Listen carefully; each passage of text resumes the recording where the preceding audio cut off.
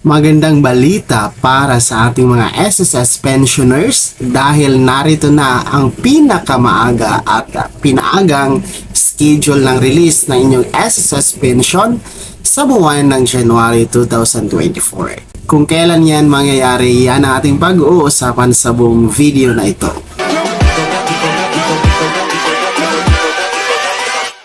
Hold up.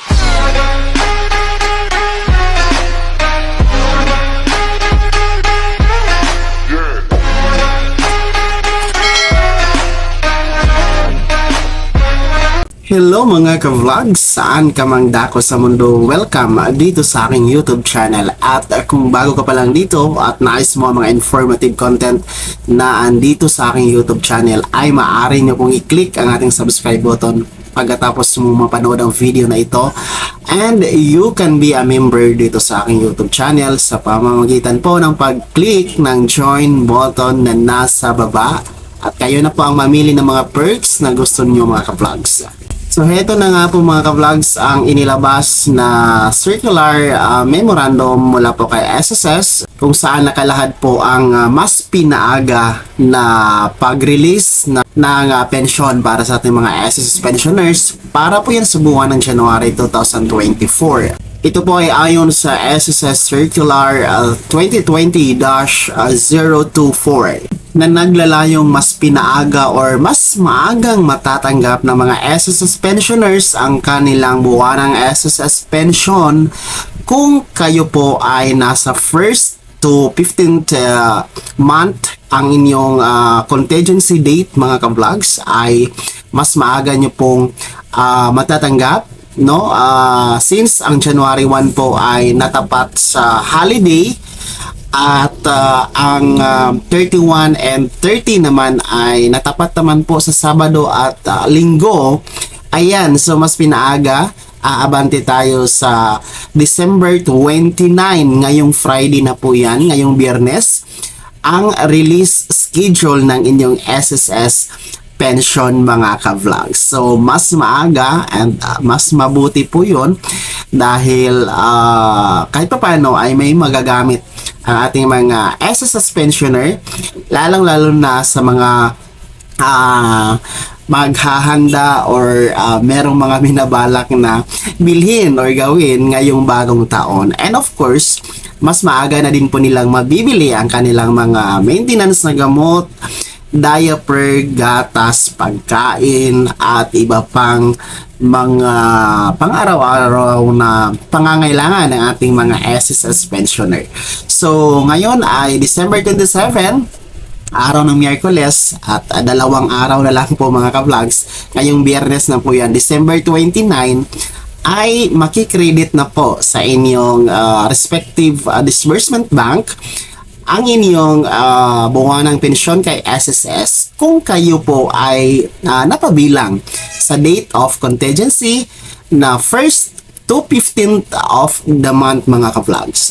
So swerte po no ang ating mga napabilang dito sa 1st to 15th of the month, yung kanilang mga date of contingency, dahil nataon po na maraming holiday ngayon nga pong December hanggang po January 1. So kahit pa paano naman ay mailaan po ninyo sa inyong mga pangangailangan.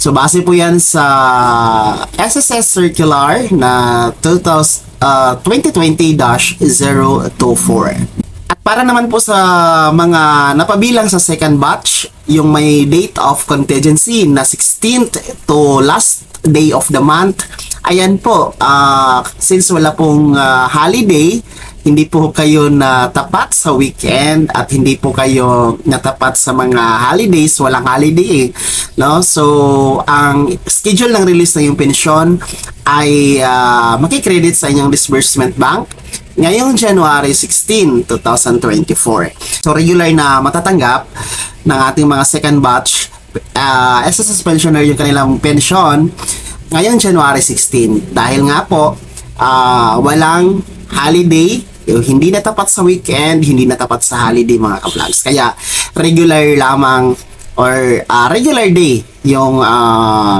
schedule ng inyong pension release. So ayun po ang mga dapat nyong abangan no para sa ating mga SSS pensioner, lalong-lalo pa yung nasa first batch, yung may date of contingency na first to 15th of the month. Ayan, mas maaga, pinaaga. Uulitin ko, December 29, 2023, yung SSS pension na makikredit sa inyo mga ka-vlogs. So, kahit pa paano ay may idea kayo at kahit pa paano ay aware kayo kung kailan yung matatanggap ang inyong buwanang pensyon kay SSS. So, sana yung naging gabay ang video na to at kahit pa paano ay may idea kayo at kung hindi ka pa nakasubscribe dito sa aking YouTube channel ay maaari nyo pong i-click ang ating subscribe button na nasa baba at huwag nyo kaligtaan na i-turn on ang notification bell, ilagay nyo sa all para updated kayo sa mga bagong videos na i-upload ko at maaari mo ding i-like ang video na to.